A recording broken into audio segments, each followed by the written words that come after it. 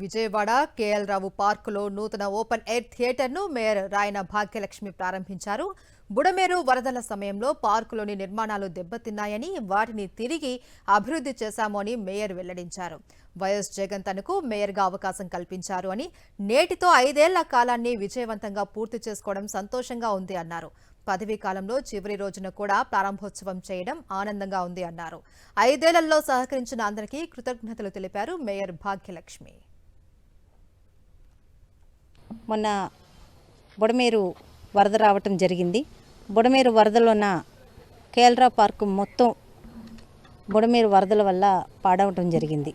After Budameru వరదల తర్వాత మనకి ఇక్కడ దాదాపు ఒక 40 లక్షలతోటి ఇండోర్ స్టేడియం గతంలో మనం నిర్మించుకున్నాము. అది కూడా పాడవటం జరిగింది. దాన్ని కూడా 4 లక్షల వ్యయంతో మళ్ళీ సరిచేసుకోవటం జరిగింది. అలాగే వాకింగ్ ట్రాక్ కానివ్వండి, లేకపోతే ఇక్కడ మనకి నడవడానికి వారధిలాగా ఉన్నవి కూడా పాడైనాయి. అవి కూడా 12 లక్షల వ్యయంతో జనరల్ ఫండ్తో అవి కూడా మనం నూతనంగా నిర్మించుకోవటం జరిగింది.